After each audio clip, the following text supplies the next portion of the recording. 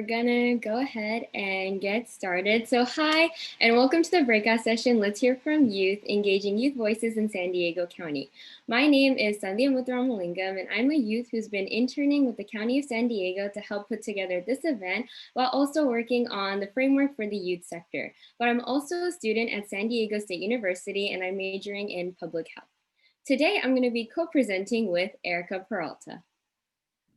Hello, everyone. My name is Erica Peralta. I'm a student worker for Aging Independent Services at the County of San Diego, helping out at intergenerational efforts. So yeah, woohoo! Okay, so if we could go to the next slide, please. At this moment, can every youth member here, so anyone under the age of 25 years old, please add a Y before their name in Zoom. So you can do this by clicking the participants window. And once you click that, you can find your name and there's gonna be a more option next to your name. So once you click on more, you'll find the option rename. And once you hit that, please add a capital Y before your name, only if you're under the age of 25 years old. If you're over that age, then you can leave your name as is. And the purpose of this is just to make sure we can separate out our youth from our adults in our breakout groups to make sure we capture everyone's input. So just again, we can have all of our youth who are anyone under the age of 25 years old, please rename themselves to add a capital Y before your name on Zoom. Okay, and with that, we are so excited for everyone to be here today to help with the development of the upcoming Live with San Diego Youth Sector, an exciting new way for young people to get involved with their local government. We couldn't have done this without our team of youth who helped collaborate with us to put on this event, and they'll actually be acting as our youth moderators once we get into our breakout groups today. The most important part of today is hearing from all of you. Most of our time in this session will be spent listening to your ideas about how we can make the Live Well San Diego youth sector meaningful and engaging youth voices from all over our region. We know that all youth have value, and our goal today is to hear from all of you about all of your different types of lived experiences so the sector is diverse and inclusive. Everyone participating today will be placed into breakout groups, and in those groups, your youth moderator will ask about how we can meaningfully engage youth in San Diego County. But before we get into our breakout sessions, we're going to start off with an overview of what Live Well San Diego is, as well as an overview of the framework for the youth sector. Live Well San Diego is San Diego's county vision for a region that is healthy, safe, thriving. We aim to accomplish this through the collective impact of the County of San Diego and its almost 500 Live Well community partners.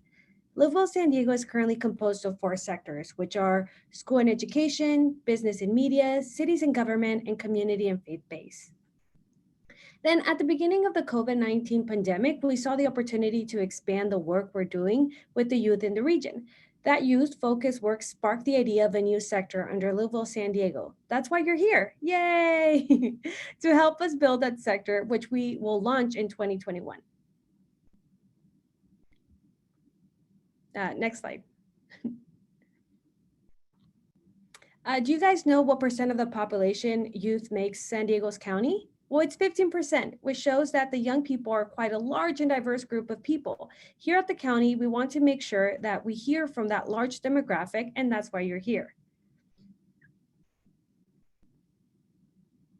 The first step is creating the framework for the youth sector. Was hearing from young people like you. Over the past few months, we hosted over 35 listening sessions with youth-led groups and youth-serving organizations. Throughout these sessions, we gained valuable youth perspectives and ideas that help shape the components of the framework, which will be shared on the next slides. Okay, so our framework for the youth sector is comprised of 5 different components.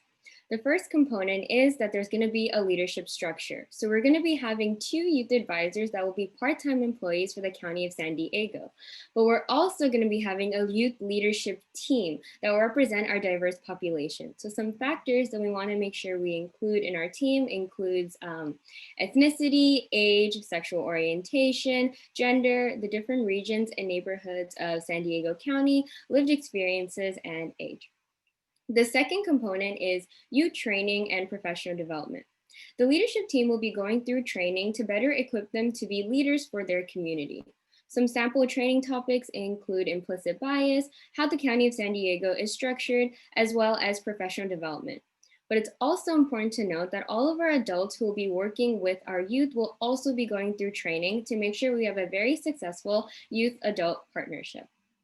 The third component is to encourage youth collaboration throughout the county. There's also going to be youth town hall meetings, which will give youth the platform to discuss different topics and issues that are important to them. The fourth component is there's going to be a youth mentorship and service component where the youth leadership team members will be matched with a mentor to gain networking opportunities as well as professional experience in an area that they are passionate about. And our final component is that all of our youth will be invited to participate on official county advisory boards, where they'll have the opportunity to represent youth voice on matters that affect their community. So that's essentially our framework. And as you can tell, there's a lot of missing pieces that we didn't really talk about today. And the purpose of today is to make sure we can pose questions to fill in all of those gaps. So I want to encourage all of our discussions and our breakout sessions to be as open, honest, and creative as possible. We want everyone to think big. We want to hear your out-of-the-box ideas. We're not necessarily concerned about how to make things happen, so your solutions or your ideas don't have to be very comprehensive. All we want today is to focus on what you want to see in our sector and your input. So please think big. And I know this is a lot of information about what Live Well San Diego was, as well as our youth sector, and you might not feel like you have a grasp on everything, but you don't have to in order to be an essential part of our design team. All of our questions have been formed to ensure that any sort of lived experiences will be very valuable today as part of our design team. But if you do have any questions, feel free to ask your youth moderators at the end of all of our questions in the breakout session, or you can email us at livewellyouth@sdcounty.ca.gov. And with that, everyone has been randomly put into breakout rooms, the youth moderator. And these breakout sessions will be a mix of voluntary discussion as well as the use of Jamboard. But don't worry, you don't have to have a Google or Gmail account in order to use Jamboard. And once you get into your breakout sessions, your youth moderators will have further instructions, on how everything will work. So with that, the breakout session should be opening soon, and I hope everyone enjoys the discussion. And thank you so much for being here today.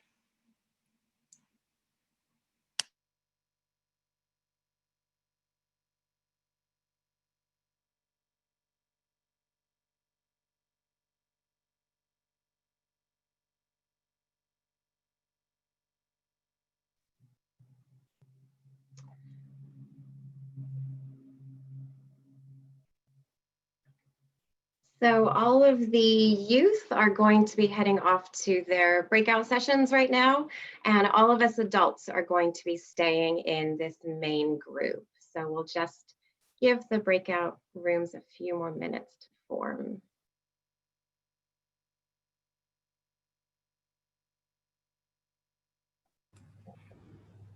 It looks like all of the youth have joined their breakout rooms, Tara. Super. Thank you, Sharon. Okay. Good afternoon, everybody. Thank you for being here. My name is Tara Beeston, and I am with Public Health Services and one of the team leads for the county's new youth engagement initiative, the Live Well San Diego Youth Festival that Sandia just explained. I am supported today by Erica, who I would like to introduce herself once again. So hi, everyone. As you guys know, I'm Erica. I'm a student worker for the San Diego County in Aging Independent Services, helping out in intergenerational efforts, which has been really amazing. And I'm an MPH student at National University. Yay! Awesome. Thank you, Erica. Erica is the savior behind the scenes today. So thank you so much for all of your support. And thank you to all of you so much for being here. Our initial plan for this afternoon was to host a session exclusively for young people to gather their thoughts and ideas using their unique lived experiences to inform the development of the youth sector. However, we were overwhelmed with the excitement that adults feel for the youth sector and for the work of youth engagement in general, as evidenced by the dozens of people that are in this particular group right here, all of us adults who signed up for the session. So with our youth leaders, we decided we needed to incorporate adults into this conversation.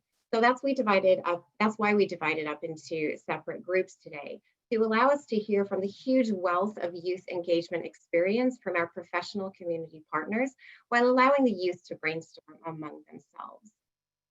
There are so many wonderful examples of youth leadership programs throughout our region, and we have been very fortunate to learn through the many listening sessions that we conducted in the early stages of the sector's development. And just this morning, there was a great session on youth workforce development from a Livewell partner, Access Inc., which I learned a lot from. And we know that there are so many more examples of youth engagement and great youth adult partnerships in our communities. So we are so excited to have the opportunity of connecting with you all today. So again, thank you so much for being here. We are going to follow the same format as the youth breakout rooms, and I will be asking you the same questions the youth are being asked, with the goal of facilitating a conversation about best practices for youth engagement and how we can make the youth sector a thriving success and truly meet the needs of young people in our community. So logistics. To help us facilitate and record this conversation, we will be using Jamboard, which is a cool new tool from Google. I would like to ask everybody to open up the link that I will be putting in the text box right now. Okay, link is in the chat box to our Jamboard. And I'll give a quick little tutorial on this tool since it might be new to some of us. And I will also share my screen so you can see it. Let's see. Okay.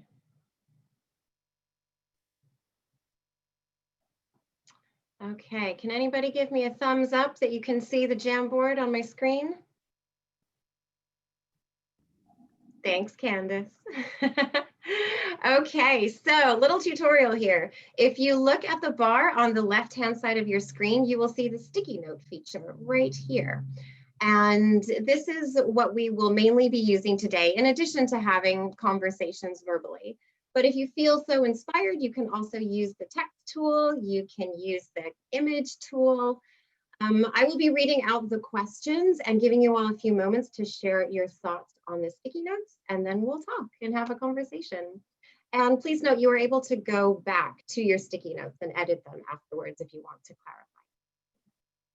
So with that, let's get started. We already have a sticky note here. Kieran, let's see, Kieran would like to be in a, Erica, can you let Sharon know that Kieran would like to be in one of our youth breakout groups? Thank you so much for sharing that, Kieran, and I'm going to delete that comment there. Okay, so the first question is about recruitment.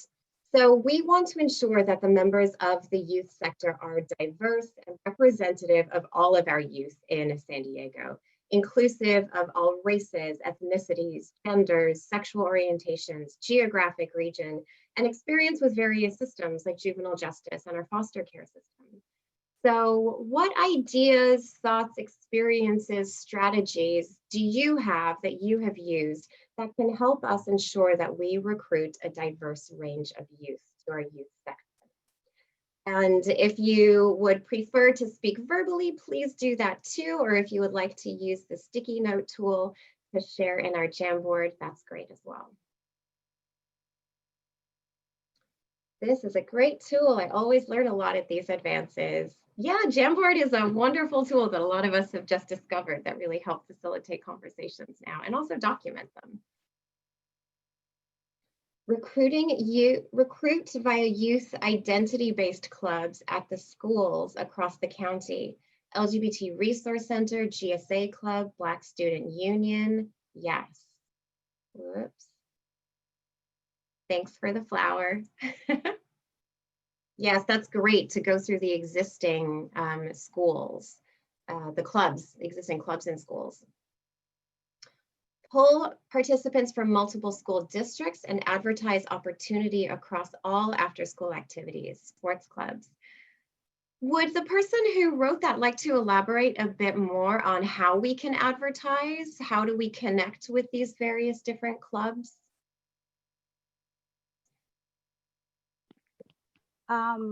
I believe if we send maybe a representative with the information, sometimes I feel that like it's, better to hear it and see it. Mhm. Do you Or mean, like now that we have like Zoom meetings, what I noticed that my kids' teachers have been doing lately is that they bring special guests. mm, And so that's how they communicate with the community members. They just bring like a special guest depending on the topic that they're touching. And they had a special guest bringing information and answering any questions, and I think that works pretty well. that's great feedback, Sonia. Thank you for sharing that. Things tend to be more effective when there's a human, a face behind it versus just a flyer. So we'll definitely keep that in mind and see if we can do presentations and have meaningful personal connections. Lots of sticky notes coming up. Okay. Provide materials in multiple languages. Yes, I'm going to put these together. Very important in our beautifully diverse community in San Diego. Um, Go beyond the typical sources. Would the person who wrote that like to share a little bit more? What are Sure. some atypical sources? Okay, this is Michael Brunker with the YMCA of San Diego County. So oftentimes when we attempt to work with youth, we're going to, in schools in particular, we'll go to the ASBs and the clubs that have been mentioned. But how about reaching out to those that aren't joiners, that don't get engaged like this, and really find out why, give them that opportunity to participate. Thank you, Michael. Do you or does anybody else have any strategies for reaching that youth that we often don't reach? You got to meet them where they are, and so if you walk on a campus, I think all of the school leaders right now will tell you where those, what we would probably suspect to be disengaged youth, but they are engaged in things that are important to them and that they feel they want to participate in. So we just got to get to them. They may not be the athletes. They may not be the performing arts people. They may not be ASB or the great students, but it's folks that have skills and interest in different ways, and somebody's got to get to them and try and find out exactly how they can get engaged in these kind of activities, especially something like this. What a beautiful breakout session this is.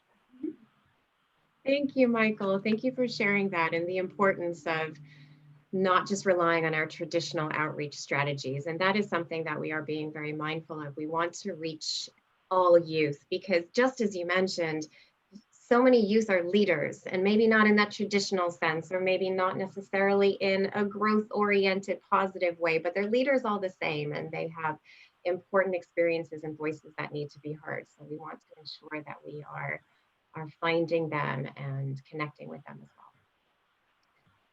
well. Let's see, social media is an amazing tool to advertise, especially Instagram. You can do outreach to college campuses as well. Yeah, we got to be on social media, don't we? I am learning all about TikTok, and I'm sure there's going to be a new one next week. And that's something that we are going to be relying on the youth who become members of our sector to really help us slower adults with. In college campuses, thank you. Yes, I don't think we mentioned, or I didn't mention our definition of youth, and we really are thinking 25 years and younger. And we want to be inclusive of college-age youth, but also youth that are not in college, but of that age. Pay youth for their lived experience, especially foster, homeless, and justice-involved youth who can't afford often to just donate their time. Yes, that is something that we heard loud and clear through the listening sessions that we have conducted, and we have incorporated payment structures for both our youth advisors and our youth leadership teams. So we're really excited about that. Homeless youth, yes, definitely. Non-traditional leaders, referrals from county probation and second chance. Oh, I love that. If you have specific organizations that you think we need to connect with, please put them in here because this will be a living document that we will reference in the future. Would anyone else like to share anything as I'm trying to read all the wonderful sticky notes?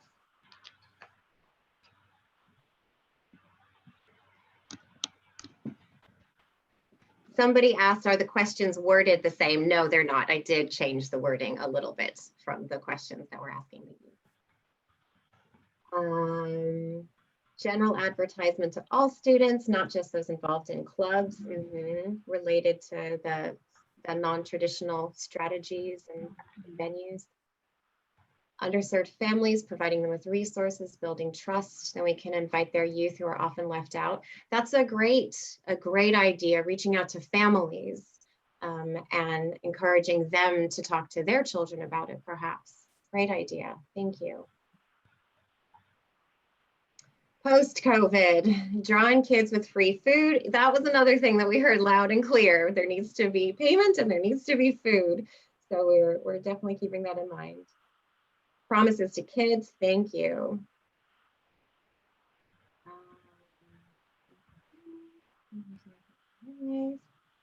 Youth created PSAs for social media, yes. I don't know how to make a TikTok video, so we'll definitely be having the youth do that. Transportation, yes. We will be able to meet in person again one day.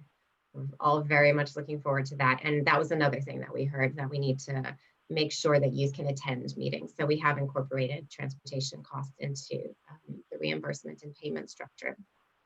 But we also heard that there have been benefits from this virtual environment. So it does allow for people to participate who might not have been able to beforehand, either due to time or location restrictions. So we do envision maintaining some sort of a virtual component to this program once we're allowed to. Erica, how are we doing on time? So we started early, but we have until 3:55 to finish this question. So Awesome. 1 minute. 1 more minute, okay. We're gonna spend about 5 minutes on each of the questions. Let youth refer youth, yes. Again, if youth can hear this from up here, it's gonna be much more meaningful. Anything else that anybody wanted to verbally share? Thank you so much for writing all of these things. I'm afraid I can't read them all really quickly, but did anybody want to share anything?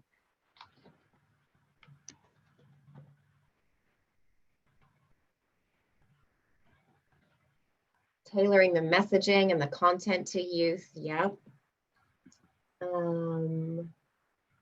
Career technical education classes, community mentor programs to link up with juvenile justice system.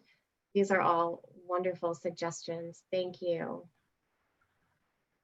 Okay. Well, you can always go back to this question because you have the link, but we will move on to our next question now. And this is about the mentorship piece that Sandhya described. So what should we consider when we are matching mentors and youth mentees in order to ensure that it's a successful match?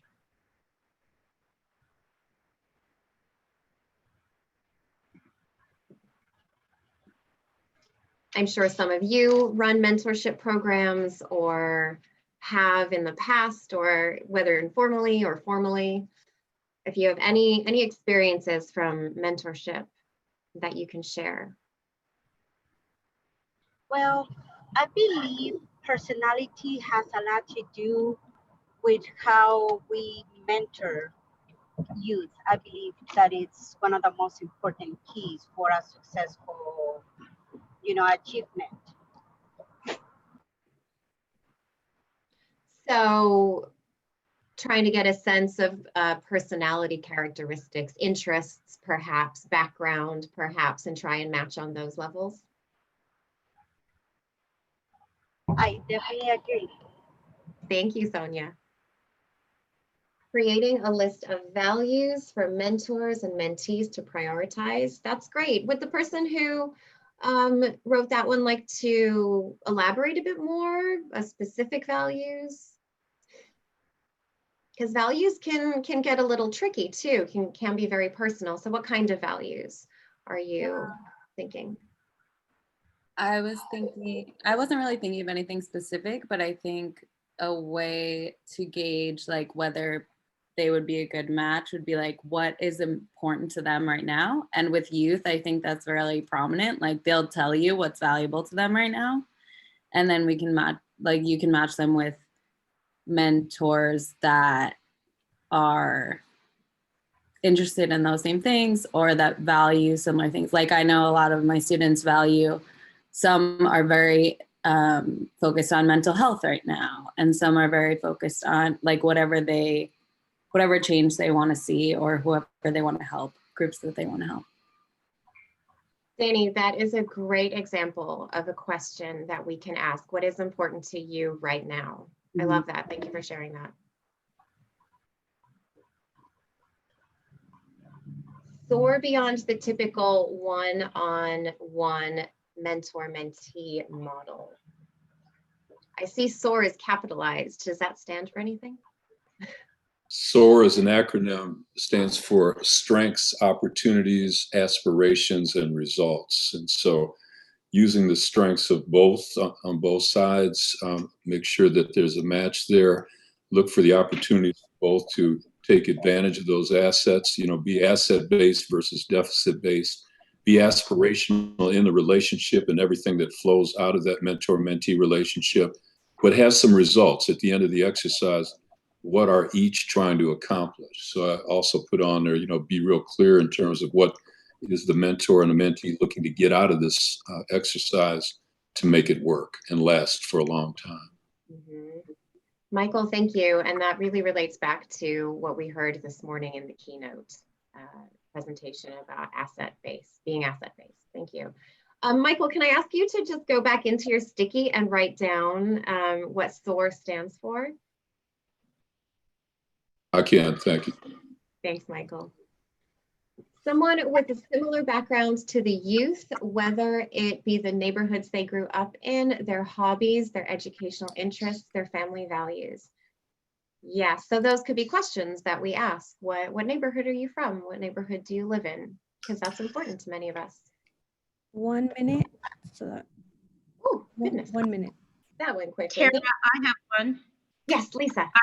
Yeah, it probably common sense, but sometimes we miss it. So like sometimes youth, they've experienced some kind of trauma or what have you. So we want to make sure that whoever that mentee is, that it's not going to trigger any past traumas or anything like that. So I'm just saying, like if they're if a youth have been molested or, or something like that, you would, or if there's an aversion to a particular gender or something like that, for whatever reason, you may not want to put them with that. If they've had some, I don't know, trauma with a father or something like that, you may not want to match that person with a male, things like that. Thank you, Lisa. That's really important. And I'm just thinking as you're saying that it will be difficult to capture, and we certainly don't want to ask people those very sensitive questions, but one idea might be to give people a choice of, here, these are 3 mentors that you could pair with, and let them self-select so they don't have to disclose anything. Do you think that would work?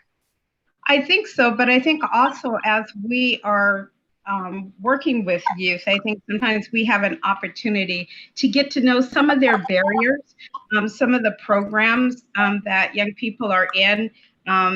They are because that they have multiple barriers. So sometimes you just have to kind of pay attention to some of those things. They could be flags. Mm-hmm. Thank you, Lisa. And one thing we're being mindful of as well is making sure our mentors will be equipped with resources should something arise, should a young person be activated, which was a term I learned today by something part of their experience in this program. Okay, cultural awareness, yes. Google Forms.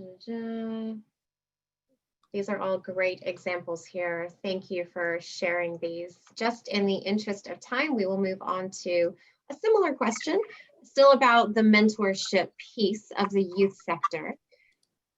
We will be looking for mentors, and we are excited to open up the opportunity, not just to county employees, but also to our Live Well partners.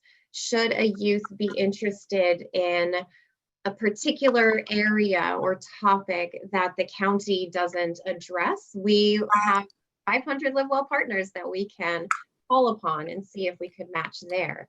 So these mentoring opportunities will be open to our partners. So as a mentor, what would you hope to gain from participating? How can we make this an attractive opportunity to our professional colleagues?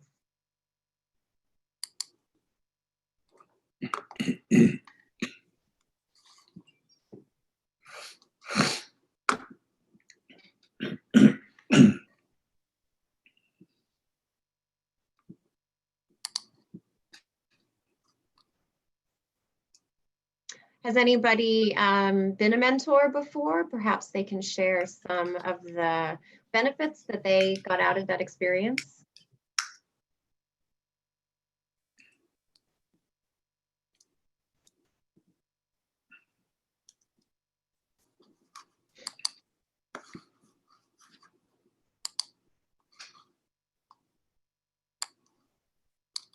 Making an impact. Thank you. Well, I believe that a mentor should be somebody that any youth, any kid can trust. You know, they can talk about anything and don't feel judged. You know, I mean, in previous experiences with my kids, I say my students, they have approached me and, you know, talk about their sexuality, and you know, they were so afraid that I would judge them, and I'm like, no, I mean, this is the last thing I would do. And I think when you start building the trust and they feel comfortable talking to you about anything, I think that's when a mentor has reached their goals about being successful. That's beautiful. Thank you, Sonia. And seeing lots of stickies come in now. Joy. Joy is the first one that just pops out. Thank you for putting that in. I'd love to hear more about joy from whoever wrote that or anybody else who's experienced that.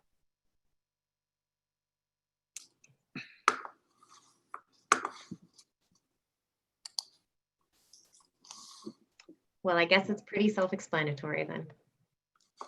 Let's see, grateful for the mentors I've had in my life, and I'm excited to be able to mentor future leaders. Allow some work hours to be used for mentorship. Yes, yeah, that is something that we will hopefully be encouraging. We will need to have supervisor support for people to participate as a mentor. So hopefully this can be incorporated into people's jobs. Mentors stand to learn just as much from the mentees as they intend to teach the mentee. That's great. Approaching this with an open mind, knowing we're going to learn just as much. Feeling of making progress in someone's professional development. Yep, having that personal impact.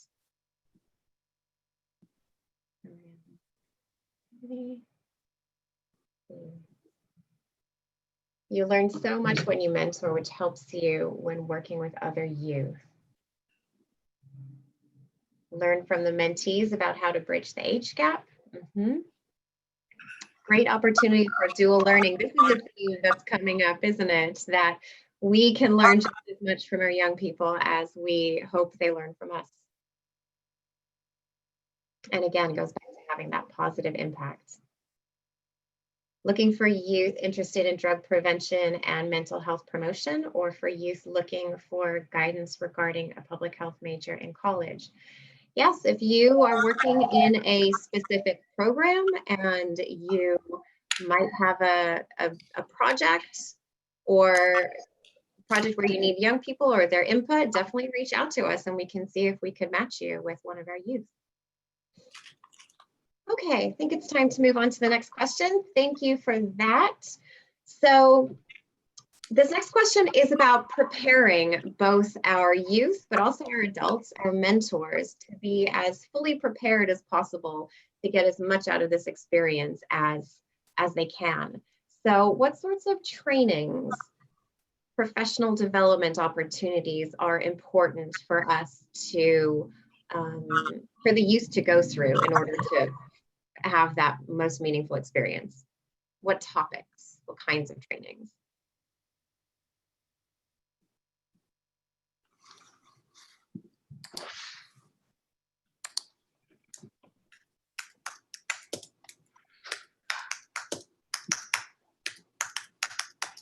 I hear typing, which is a good sign.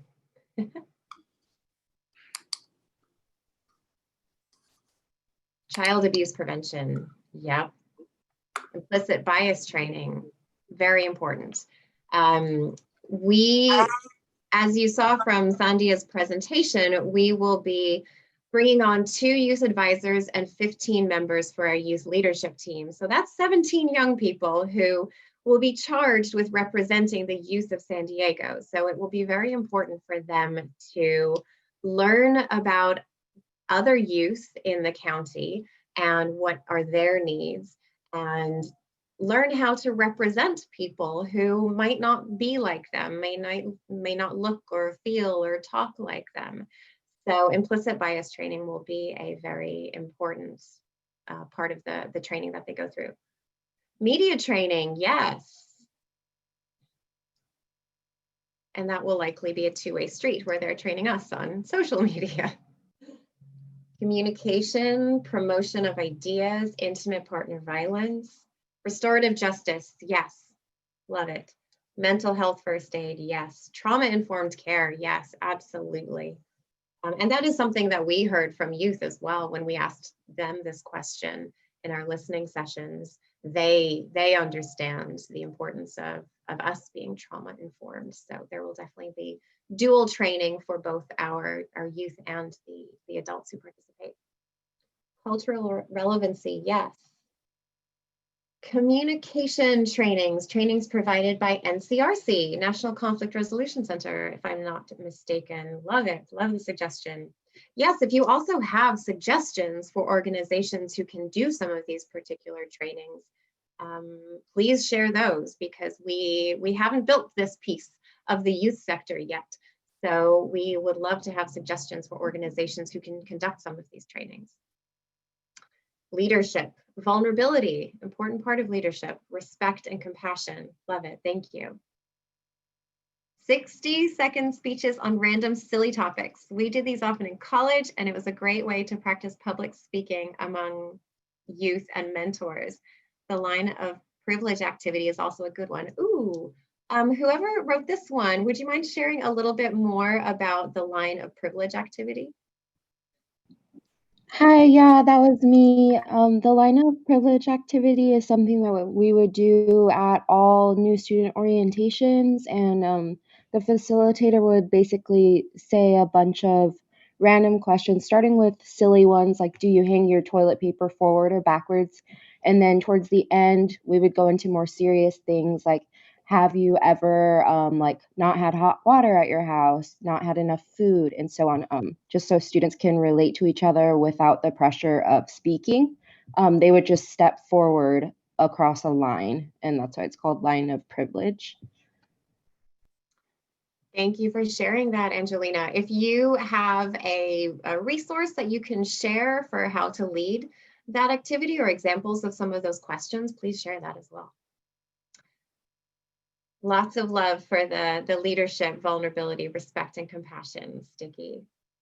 Empowerment, confidence to speak up, which is so hard for the average young person. Yes. The art of active listening. Yes. Listen first. So I think we have a couple more minutes on this one. So again, would love for you to share organizations or websites, anything that can help us build this training component. Would love some specific examples. Leading icebreakers.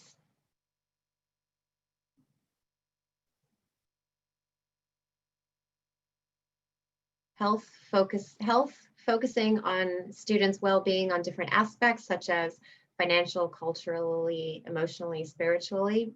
Yep, all sorts of health. How to set up agreements for discussion and relationship. Yes, group agreements. That will be very important. Project Aware, yes. We have, yes, very familiar with Project Aware. The commitment will be long. I'm not sure what is meant by that, Sticky. Would someone like to speak to that? Oh, that's me again. You kind of figured that out. Being a good mentor is a lifelong experience if it's a good relationship. And so I came to San Diego in 1980 to coach basketball at San Diego State. And so prior to that, I was a coach with the Pistons and at the University of Detroit. And that was back in the 70s. But to this day, those players that I coached and probably could be called a mentor, those relationships have lasted a lifetime. And so I think the commitment you get into as a mentor or mentee could be the same if it's a good one. Mm-hmm. And we, just to address the time frame, we are asking for a year-long commitment for the youth engaged in the youth sector. The mentorship component will likely be a slightly shorter amount of time, but if it extends beyond that, well, that would be wonderful. That would be the goal. But let me add too, though, and especially dealing with youth, and let's take fosters examples. They age out, right? A lot of care up to age 18, and then they're transitional, and they're on their own. And so I think this is something, as we look at how do we reinvent mentorship, really start looking for people that are in it for the long haul, and the same with the mentees as well. Mm-hmm.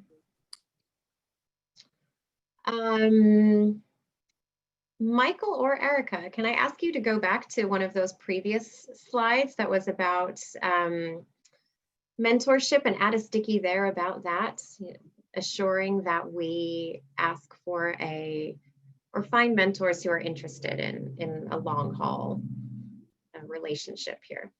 It's a great component. California Association of Directors of Activities and California Association of Student Leaders. Can somebody speak to what kinds of things they can offer? They have a lot of just workshops and like a conference for student leaders where they can learn leadership skills. So some of these that we were talking about, like communication and promotion and icebreakers and stuff like that, they have a lot of resources for that. Excellent, thank you. I'm just going to add resources here. Okay, cultural relevancy, how to leverage strengths in teams. Yes, and I think somebody else mentioned strengths. That's something that we heard is important, helping young people figure out what their strengths are so they know which path they would like to take in life. So there will definitely be some strengths component to the training to help them understand themselves. Okay, I think we'll move on to the next question. What are some important questions to ask in the application form or the interview?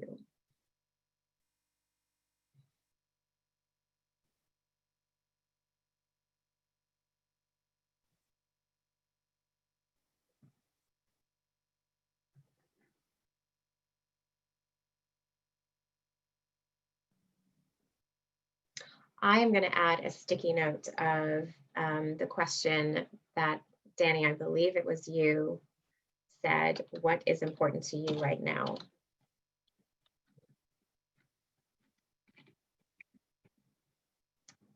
See if I can spell it correctly. Any other questions to help understand the interests of this young person? Because the 15 members of our youth leadership team will join the team, go through the training, and then they will be the ones to identify their own interests and where they would like to be matched, what kind of projects they would like to work on. Once they understand the opportunities available to them through the county and through our Live Well partners, they are going to select themselves where they would like to go. So we need to ask some questions to help get to know them. For mentors, tell me about your favorite mentor. Oh, that's a great question. I'm going to put this one over there. What do you hope to gain from this experience? What are you passionate about? How would your ideal mentor act? That's good. What do you hope to gain from being a mentee? What type of activities would you like to do with fellow mentees? That's great. What kind of activities specifically? Interests, goals, aspirations, mentor do's and don'ts. Thanks for bringing that up. Yes, one of the themes that came up in our listening sessions with youth was, who are these mentors going to be? And the youth were wanted to ensure that there were expectations of the mentors and they met certain requirements. So we definitely will be building that out. For mentors, what does supporting youth look like to you? That's a great question. I'm going to put the questions for the mentors over here, and there's definitely overlap, but these will be more of the youth questions. It would be cool for mentors to do a mini video of themselves so that youth can get to know them a bit beforehand. That's a great idea. Hi, Marissa. I see that you've joined our group. Hi, Tara. Yes. Hello, everyone. I'm Marissa. I was a youth moderator for one of the breakout sessions. So now I'm back at the main session. Oh, super. Okay. Well, you can help us answer this question about important questions to ask in the application form or the interview. Okay. No problem. Oh, I love this question. What is the change you want to see in our world? I love it. Our world and maybe our community, your town. Just a quick reminder that it's 4:18. We have 2 minutes left. Thank you, Erica. So after this, what now? So it looks like we have some youth coming back in who finished their sessions early. So we are just finishing up our sessions, and then we are going to all reconvene as the full group at 4:25 for some closing remarks, and we'll share with you what our next steps are. So Frank, hang out. Feel free to participate and contribute. Is it gonna be possible to send out like a recording of this meeting after, or no? Yes. Yes, this session will be recorded. And when do I see the recording? I'm not sure. We'll get back to you. Well, there definitely will be follow-up with email, Frank. We're just answering the question right now. What are some important questions to ask in the interview form, the application form or the interview? So some responses we have are, what are the top 5 most important things to you? What moments in your life have been impactful? Oh, these are such great questions. What would be something important for your mentor to know about you? Where do you see yourself 5 years from now? These are, I love these. Let's see. What needs do you see in your community that you would like to address? Yeah, that will really help with the mentor matching piece. For mentee, what do you think your ideal mentor would expect from you? That's great. So I believe we have one last question. Any final thoughts anyone would like to share on this particular one?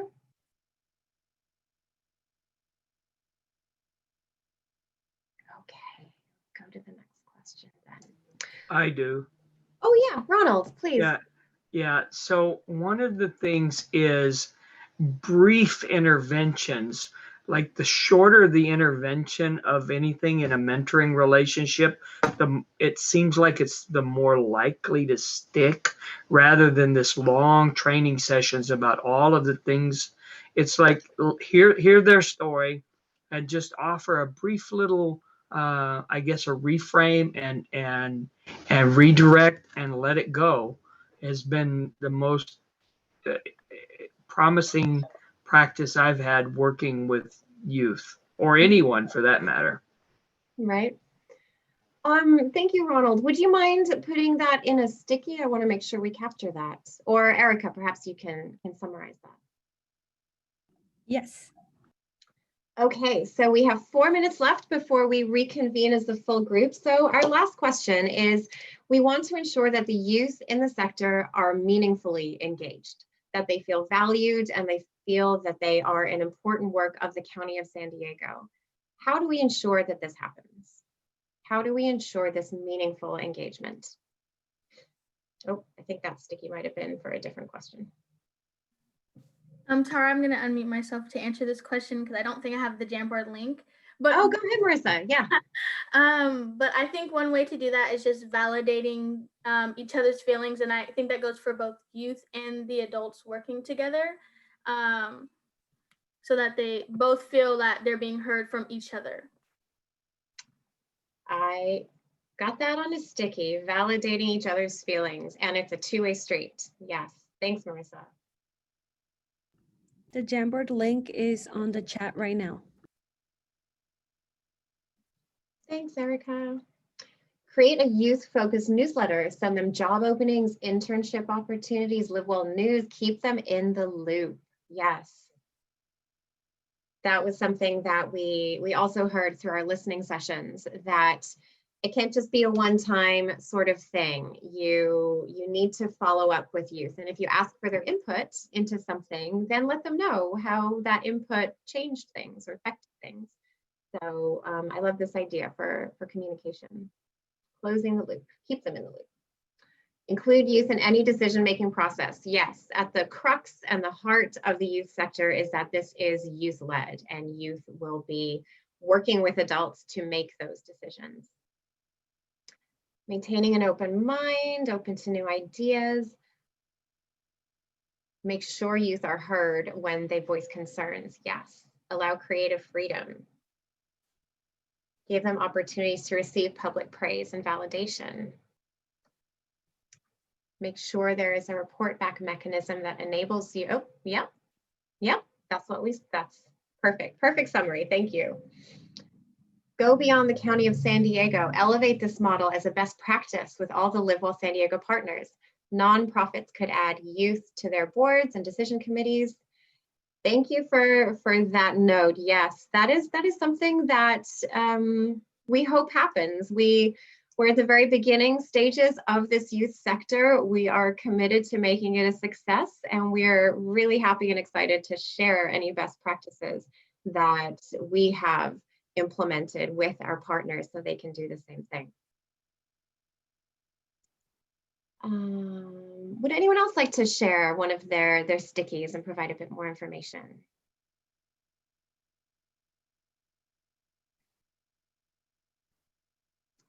Have them conduct focus group interviews with other youth to get input. Yes, that's a piece that that will occur through the town halls. So our youth leadership team will be conducting regular town hall meetings throughout the county to hear from other youth and what's important to youth throughout San Diego. It's 4:25. It is 4:25. Beautiful. Thank you, Erica. All right, well, thank you everybody for sharing all of your thoughts and your stickies. We are saving this document, and we will, we're all convening as the main group now, and Sharon is going to share some closing remarks and next steps with you. Yes, so I just added everyone back to the main session. So I'll just give that 1 second. And I think we have Sandhya first, and then I will close it out.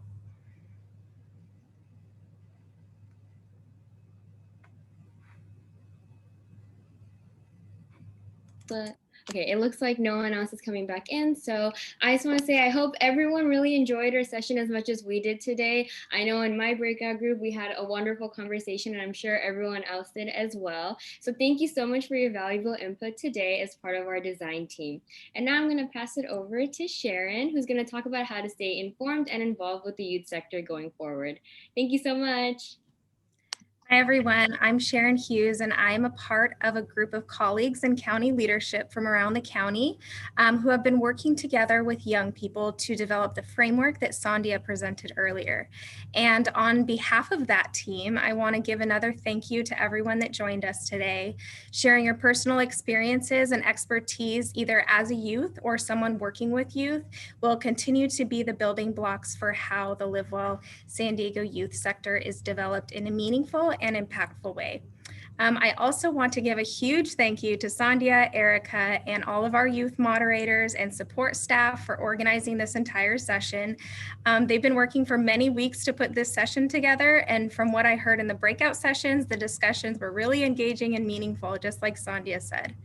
If you have thoughts or ideas that you didn't share with your group today, or you have ideas that come to you later, we do have a Jamboard on our website that you can contribute to. So it includes all of the questions that you discussed with your group today, and then additional questions that were discussed in some of the other breakout groups, because everyone wasn't able to get to all of the questions today. To contribute to that Jamboard online, you can visit www.livewellsd.org/youth. And lastly, and very importantly, if you're interested in joining the youth sector in the future, please visit that webpage and submit an interest form. We will be collecting interest forms year round, and we'll be reaching out to the applicants who submit them when there are open opportunities. So if you'd like to contact us for any other reason or any of their thoughts, if you have questions that we weren't able to get to today, please email us at livewellyouth@sdcounty.ca.gov. And with that, again, we want to thank you so much for being a part of this session today, and enjoy the rest of your afternoon. Bye, everyone.